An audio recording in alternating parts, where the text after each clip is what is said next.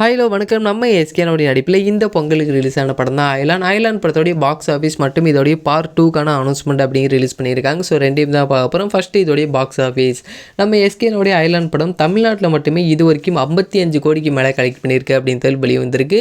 அது மட்டும் இல்லாமல் டயர் 2லேயே மறுபடியும் நம்ம எஸ்கேனா தான் முதல் இடத்துல இருக்காரு அப்படிங்கிற மாதிரி மறுபடியும் நிரூபிச்சிருக்காரு அப்படின்னு சொல்லலாம். அதே மாதிரி தமிழ்நாட்டிலே இதோடைய ஃபைனல் நம்பர் எவ்வளோ அப்படிங்கிற மாதிரி வெயிட் பண்ணி பார்த்து தெரிஞ்சுக்கலாம். அதே மாதிரி வேர்ல்டு வைடு பார்க்கும்போது 98 crore வரைக்கும் கலெக்ட் பண்ணியிருக்கு. ஸோ இதோடைய 100 crore போஸ்டர் அப்படி நம்ம கொடியில் எதிர்பார்க்கலாம். இந்த 26 அன்னைக்கு இந்த ஒரு படம் தெலுங்குலையும் ரிலீஸ் ஆக போது ஹிந்தி ரிலீஸ் டேட் அப்படின்னு கொடியில் அறிவிப்பாங்க. சரி, இப்போ இதோடைய பார்ட் 2க்கான அனௌன்ஸ்மெண்ட் என்ன அப்படின்னு கேட்டிங்கன்னா, இதோடைய பார்ட் 2க்காக இந்த விஎஃப்எக்ஸ் அண்ட் சிஜிக்காக மட்டுமே 50 கோடி பட்ஜெட் ஒதுக்கியிருக்காங்க அப்படின்னு சொல்லி வெளியே வந்திருக்கு. இந்த ஒரு படத்தை பாந்தம் வெப்பக்ஸ் அண்ட் கேஜிஆர் ஸ்டுடியோ 2 பேருமே சேர்ந்து தயாரிக்க போகிறாங்க.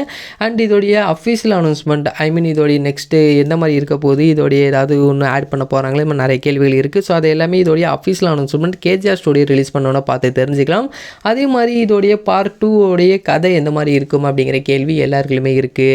ஏன்னா இப்போ அந்த ஏலியனும் மறுபடியும் அவங்களுடைய வேர்ல்டுக்கே போயிடுச்சு. இப்போ நம்ம எஸ்கேனாவுக்கு ஒரு சூப்பர் பவர் இருக்குது. இந்த சூப்பர் பவர் வச்சு இதோடைய ஸ்டோரி எந்த மாதிரி கொண்டு போக போகிறாங்க, இந்த மாதிரி நிறைய கேள்வி இருக்குது. ஸோ கண்டிப்பாக இதை ஆர் ரவிக்குமார் அவர் எந்த மாதிரி யோசிக்கிறாரு அப்படிங்கிறத வெயிட் பண்ணி பார்த்து தெரிஞ்சுக்கலாம்.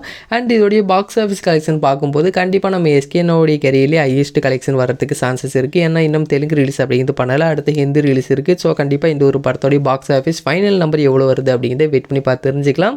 ஏன்னா இந்த வாரம் செகண்ட் வீக்கெண்டில் மட்டுமே 470 ஸ்க்ரீனில் இந்த ஒரு படம் தமிழ்நாட்டில் மட்டுமே ஓடிட்டு இருக்கு. மட்டும் பிப்ரவரி 9ஆம் தேதி வரைக்கும் எந்த ஒரு பெரிய படமும் வரல அப்படிங்கிறனால கண்டிப்பாக ஒரு நல்ல கலெக்ஷன் அப்படின்னு அடுத்தடுத்து வரதுக்கு சான்சஸ் இருக்குது.